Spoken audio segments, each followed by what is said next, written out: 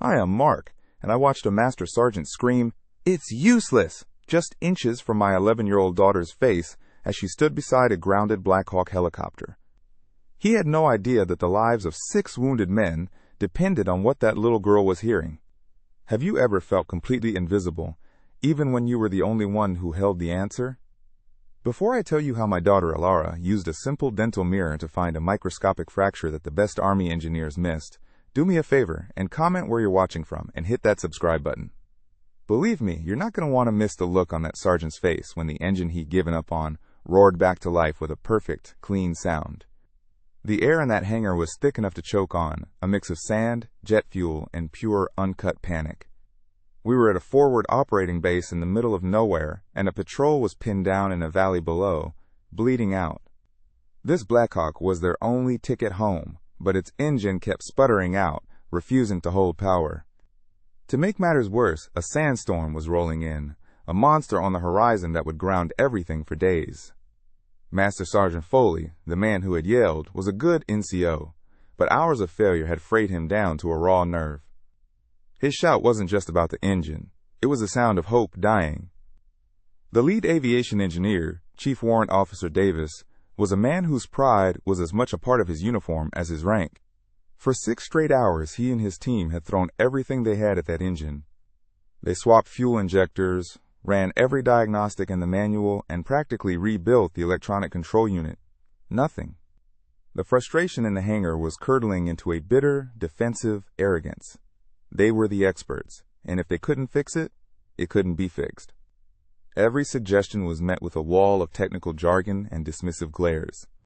They had declared the bird a lost cause, a mechanical corpse waiting for a proper burial by a full maintenance crew that would arrive far too late. And then there was my Alara, quiet, small, and so intensely focused she seemed to exist in her own pocket of calm amidst the chaos.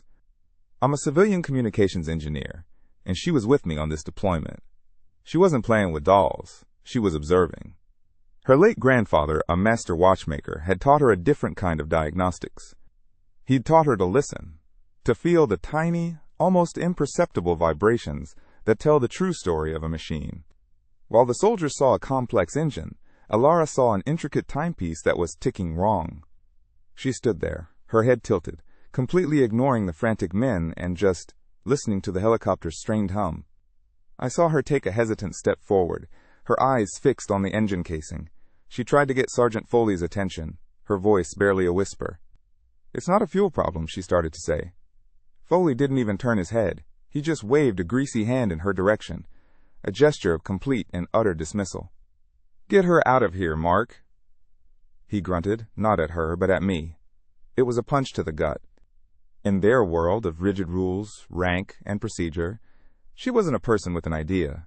She was a distraction, a liability. I saw the flash of hurt in her eyes before she masked it, her jaw tightening with a resolve that broke my heart. I felt a hot surge of anger mixed with a sickening sense of shame. It was my job to protect her, yet here I was, frozen, letting a man in a position of authority treat my daughter like an inconvenience. I wanted to step in front of her, to shield her from his toxic frustration, to tell him that her intuition was worth more than all his team's failed diagnostics. But I knew it would only make it worse. In this world, a civilian father defending his child's feelings about an engine would be laughed out of the hangar. So I just stood there, a silent accomplice to her humiliation. I saw her chin lift just a fraction of an inch, a tiny act of defiance that no one else would notice, but to me, it was a declaration of war against their ignorance. Chief Warrant Officer Davis, overhearing the exchange, let out a short, derisive laugh. He wiped his greasy hands on a rag and turned to his subordinates. A smug, condescending look plastered on his face. "Looks like we've got a new consultant, boys," he announced, his voice dripping with sarcasm. "Maybe we should check the manual for bad humming noises." A few of the younger mechanics chuckled nervously, careful not to look in our direction. Davis's gaze flickered over Alara, not seeing a child, but a symbol of the chaos he was failing to control. It was a classic display of power. When you can't solve the problem, you mock the person who offers a different perspective, especially if that person is an 11-year-old girl. His arrogance was a shield, protecting his fragile ego from the truth of his own failure. Alara didn't flinch.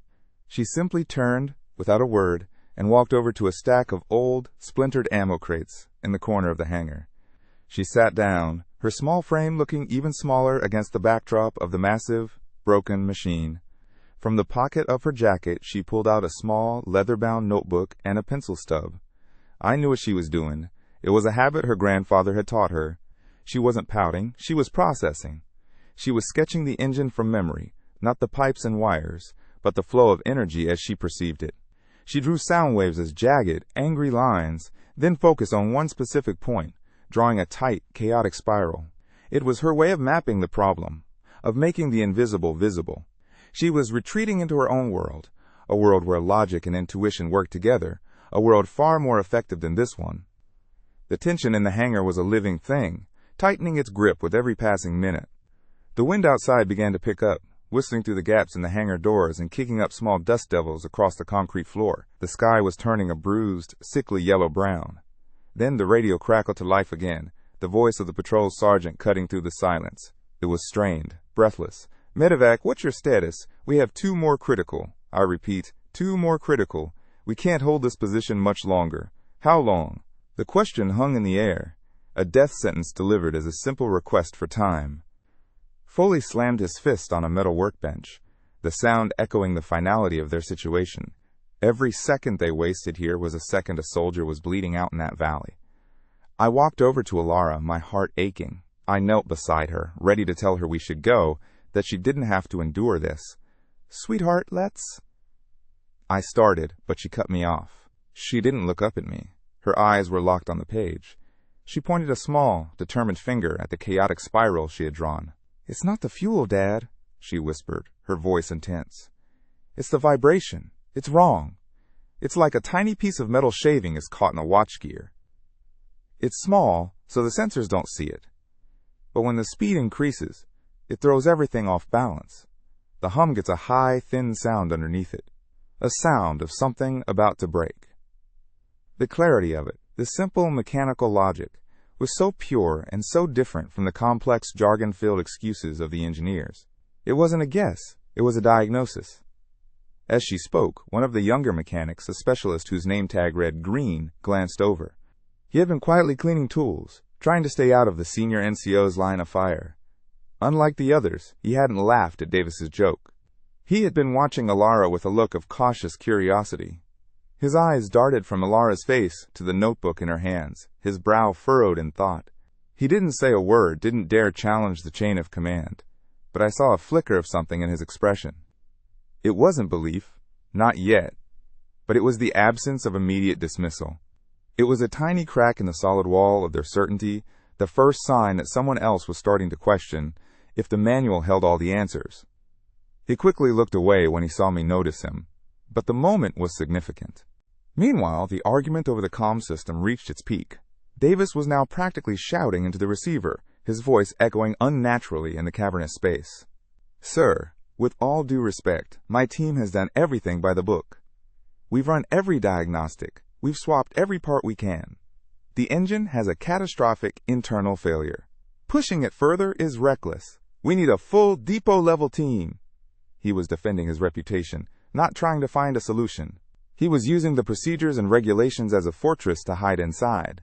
The ultimate irony was suffocating. The man responsible for fixing the machine was so blinded by his own expertise and the fear of being wrong that he was actively refusing to even consider the one person who might actually have the key. The lives of those men in the valley were being weighed against his pride, and pride was winning. I just watched as every ounce of hope was officially vacuumed out of that hangar. Davis's words over the radio were a formal surrender, a white flag raised over the lives of those men in the valley. The hangar fell into a heavy, defeated silence, broken only by the mournful howl of the wind outside. The sandstorm wasn't a threat anymore. It was an inevitability, a closing curtain. You could feel the finality of it all. The engineers started packing their tools away with slow, weary movements, their faces grim masks of frustration and relief. The problem was no longer theirs to solve. They had followed the book, and the book said it was impossible. For them, the day was over. For the men in the valley, their lives were over. The weight of that reality was crushing. The pilot, Warrant Officer Miller, stood apart from the others, leaning against the cold fuselage of his useless helicopter. His face was pale, his knuckles white where he gripped a strap on his flight vest. He was the one who had spoken to them, the one who had heard the fear in their voices. For him, this wasn't about a failed engine or a bruised ego. It was about faces and names. He kept glancing towards the hangar door, as if he could somehow will the storm away and fly this broken machine through sheer force of will. I could see the battle raging in his eyes, a desperate fight against the cold, hard logic that said his crewmates were going to die. He was a man trapped in a nightmare, the only link to salvation, and his hands were tied by a machine that had betrayed him. That's when Alara moved. She slid off the ammo crate and walked not to Foley or Davis, but straight to Miller. She stood beside him for a moment, so small he probably didn't even notice her at first. Then she tugged lightly on his sleeve. He looked down, his eyes hollow and distant. "It's not a fuel problem," she said, her voice quiet but firm, cutting through the heavy silence. "It's humming wrong. When you increase the power, it sounds like a watch with a tiny crack in the mainspring. It's a high-pitched whine, almost too quiet to hear." The specificity of it, the simple, perfect analogy of the watch her grandfather had taught her about, was so starkly different from the engineer's technical excuses. It wasn't jargon. It was a story the engine was telling. Miller stared down at her, his expression shifting from wearied despair to a flicker of stunned confusion.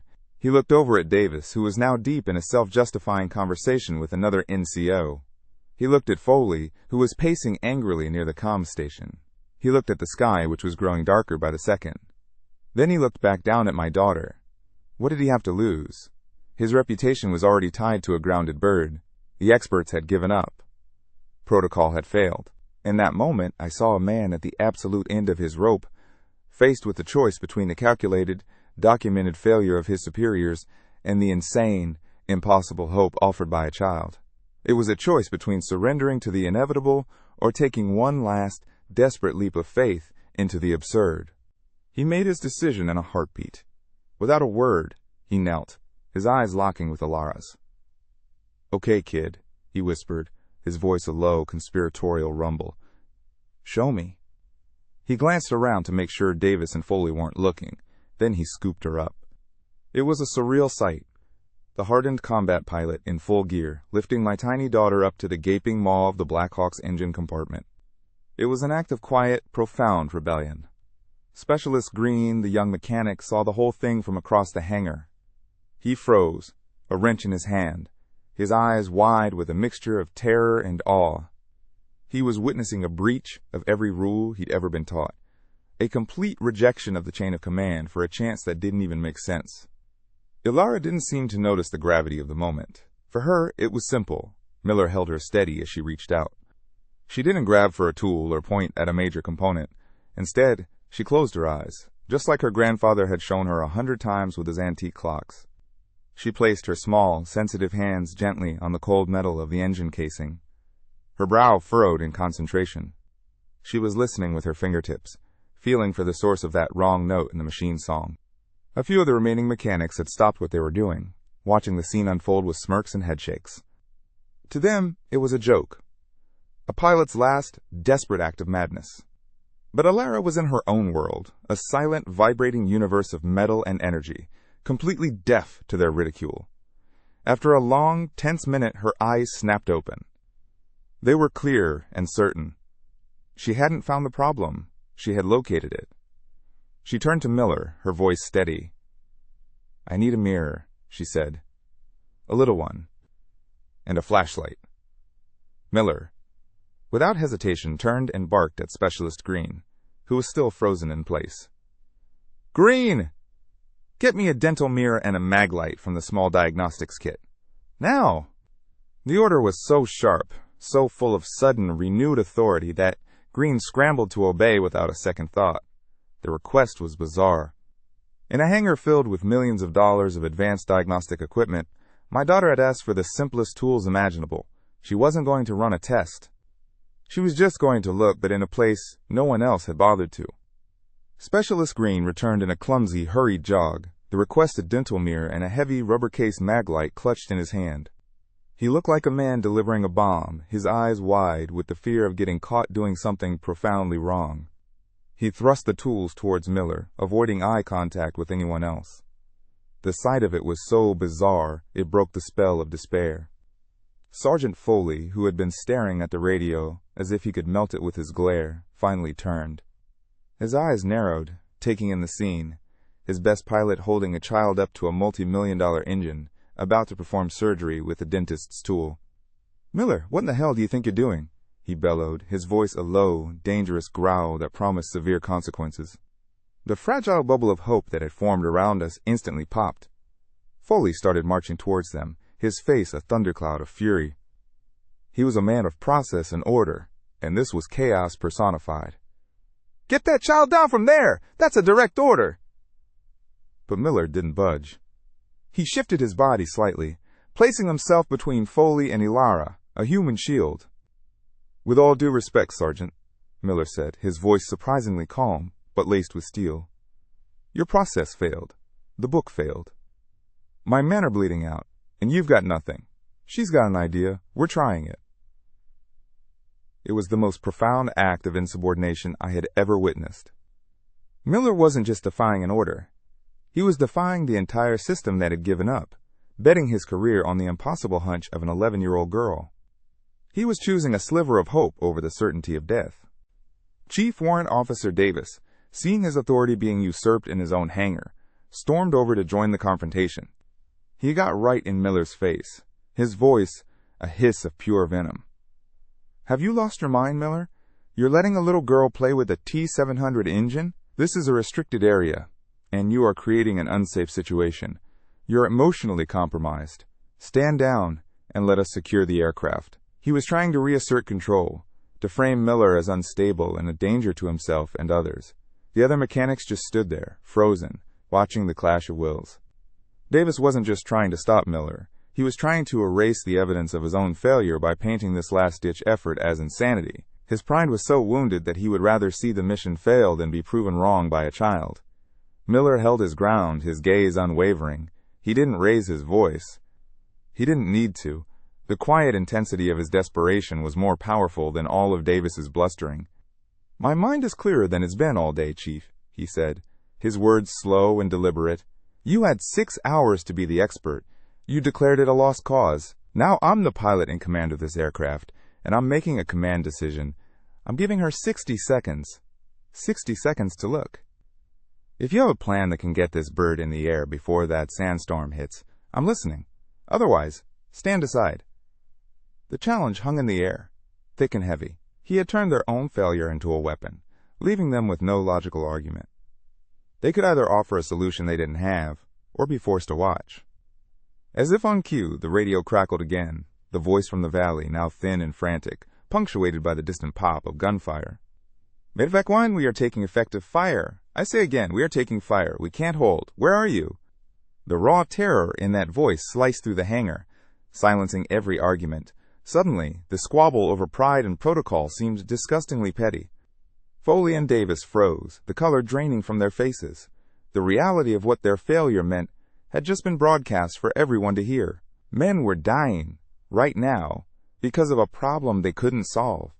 Their rules, their manuals, their years of experience, all of it was useless against the sound of that soldier's voice. The argument was over. The only thing that mattered now was that ticking clock. Miller didn't even look at them. He used their stunned silence as his opening. He turned his full attention back to Ilara, his voice soft and encouraging, a stark contrast to the chaos. "Okay, Hummingbird," he said, and the name just seemed to fit. A small, fast-moving creature with a power that defied its size. "You're up. Show me what you see." He handed her the flashlight, and she took it with a steady hand. The entire hangar seemed to hold its breath. The only sounds were the angry howl of the wind and the faint, desperate crackle from the radio. Every single person in that space, the defeated engineers, the terrified young mechanic, the furious sergeant, and me, her father, had their eyes fixed on my daughter. The weight of 7 lives was now resting on her small shoulders and the strange little mirror in her hand. She took the tools with a calm that was almost unnerving. The drama, the shouting, the immense pressure, it all seemed to slide right off her. Her focus was absolute, a tiny island of pure purpose in an ocean of panic. I watched her small fingers, so used to the delicate gears of her grandfather's clocks, manipulate the heavy military-grade flashlight with practiced ease. She aimed the beam deep into the engine's guts, into a dark recess near the main turbine assembly. Then, with her other hand, she angled the small dental mirror, catching the light and bouncing it onto a specific, shadowed surface. She wasn't searching randomly. She was moving with the quiet, deliberate confidence of someone who already knew what they were looking for. It was the moment of truth, the culmination of a child's strange gift against the failure of an entire system. Her hands were so steady, it was unnerving. She held the heavy flashlight in one hand, aiming its bright, focused beam into a part of the engine that was packed with dense tubing and wiring. With the other hand, she slipped the tiny dental mirror deep into the mechanical guts. The other mechanics were watching now, their smirks gone, replaced by a kind of bewildered curiosity. Foley and Davis stood frozen, their authority completely undermined, unable to intervene but unwilling to leave. Alara wasn't just looking, she was hunting. She twisted the mirror with microscopic precision, catching the beam of light, bouncing it off surfaces that probably hadn't been seen since the helicopter was assembled. The silence in the hangar was absolute, save for the wind outside. Then, her hand stopped. The mirror was perfectly still. "There," she said, her voice clear and without a single tremor of doubt. Miller leaned in closer, his face inches from hers. Specialist Green, emboldened by the pilot's actions, was right beside him, peering into the engine. "Where, kid?" "I don't see anything," Miller said, his voice a tense whisper. She didn't answer. She just adjusted the mirror by a fraction of a millimeter. And then we all saw it. It wasn't a gaping hole or a broken part. It wasn't even something you'd notice during a normal inspection. It was a line, thinner than a human hair, on a thick, load-bearing metal casing near the main turbine shaft. A hairline fracture, it looked like a simple scratch, a cosmetic flaw, but under the intense, focused beam of the flashlight, at the exact angle Ilara had found, you could see it went deeper. It was a flaw in the very heart of the machine, a microscopic seed of catastrophic failure. A collective, sharp intake of breath seemed to suck the air out of the hangar. "It's not broken all the way through," Ilara explained, her voice still quiet but now carrying the weight of an expert. "It's just a crack. When the engine gets hot and spins fast, the metal gets bigger. The crack opens up just a tiny bit. It makes the shaft wobble." She looked up at Miller, her eyes wide with the simple, irrefutable logic of it all. "The wobble is what you feel. It's what makes the engine sick. The sensors can't see it because it's too small when the engine is cold. You can only hear it." She had translated the high-pitched whine that only she had noticed into a physical, tangible problem. It was so simple, so elegant. It made the 6 hours of failed high-tech diagnostics feel like a complete and utter joke. It wasn't about electronics or fuel flow. It was about a tiny, physical imperfection. Davis finally found his voice, sputtering with a mix of disbelief and a desperate attempt to regain his authority. That's a microfracture on a load-bearing housing. You can't fix that in the field. That whole assembly needs to be replaced at a depot level. It's impossible." He was technically correct. According to every manual he'd ever read, he was clinging to the rules, to the book, because the book was all he had left. His world of procedure and certainty had just been shattered by a child with a mirror. For a second, it looked like his stubborn pride might win, that he would rather let those men die than admit a field-expedient repair, suggested by a child, was their only hope. The brief flicker of hope in the hangar began to dim under the weight of his professional arrogance. But Ilara wasn't finished. She pointed a small, greasy finger towards Specialist Green's open toolkit. "That wire," she said, indicating a spool of thin, high-tensile safety wire used for securing bolts. "And that," she pointed to a 2-part tube of quick-setting metal epoxy. "You wrap the wire around the crack very tight, like a splint on a broken bone. It will hold the metal so it can't stretch. Then you cover it with the epoxy. It will get very hard, very fast. It will hold it for one flight." It wasn't an engineer's solution. It was a watchmaker's fix. It was practical, desperate, and brilliant. She wasn't thinking about regulations or long-term maintenance schedules. She was thinking about what needed to be done right now to save those lives. She was solving the problem that was in front of her, not the one that was written in a manual. Miller didn't even look at Davis. His eyes were locked on Ilara, and in them I saw a look of absolute, unwavering faith. He had crossed a point of no return. He turned to Specialist Green, his voice now booming with the full authority of a pilot in command. "You heard her. Do it, exactly as she said. Now." Green, who looked like he was about to have a heart attack 5 minutes ago, now moved with a new sense of purpose. He grabbed the wire and the epoxy, his hands surprisingly steady. Under Ilara's careful direction, he wrapped the wire around the casing, his movements precise and focused. He then mixed the epoxy and carefully applied it over the wire-braced fracture. It was a tense, delicate surgery performed in the heart of a war machine, guided by an 11-year-old girl. Foley and Davis just stood there, speechless, rendered completely irrelevant. The epoxy set in minutes, a dark, ugly patch on the otherwise clean metal. It was a scar, a testament to their desperation. Everyone stepped back. The hangar was so quiet you could hear the sand hissing against the metal doors. Miller gave Ilara a single, sharp nod, a look of profound gratitude, before climbing into the cockpit. He strapped himself in, his movements efficient and practiced. He looked out the window, his eyes meeting mine for a brief second. Then he looked at his daughter. He gave a thumbs up. He initiated the startup sequence. The initial high-pitched whine began, and we all held our breath, waiting for the familiar, sickening shudder. But it never came. The whine escalated smoothly into a deep, guttural hum, and then, with a deafening roar that shook the very concrete beneath our feet, the engine came to life. It wasn't sputtering. It wasn't vibrating. It was a clean, perfect, powerful sound, the sound of hope. The roar of the engine faded as the Black Hawk disappeared into the bruised, yellow sky, a dark speck racing against the approaching storm. The hangar, suddenly cavernous and silent, felt like a church after a miracle. No one moved. No one spoke. The air was thick with the ghost of that perfect, powerful sound. Chief Warrant Officer Davis just stood there, his face a blank mask of shock, his eyes fixed on the empty space where the helicopter had been. His entire world of manuals and diagnostics had just been rendered obsolete by a child's intuition. Foley was staring at his own hands, as if seeing them for the first time. The other mechanics just looked at Ilara, their expressions a mixture of awe and disbelief. I put my hand on her shoulder, and she leaned against me, finally letting out a long, shaky breath. The weight of it all finally hit her, and me.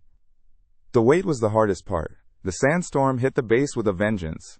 A solid wall of wind and sand that reduced visibility to zero.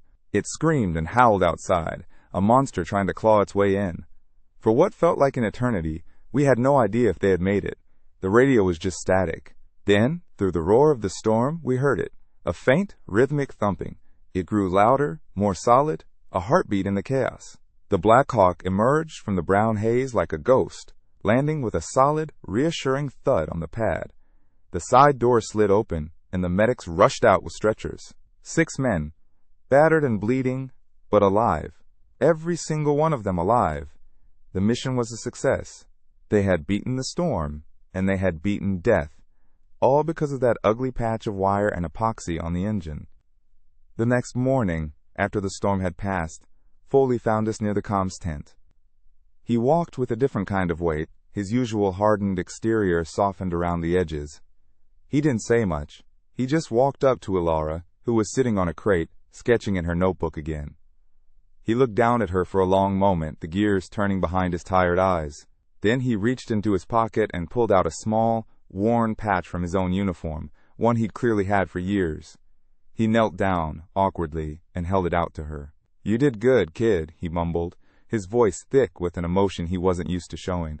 "Real good."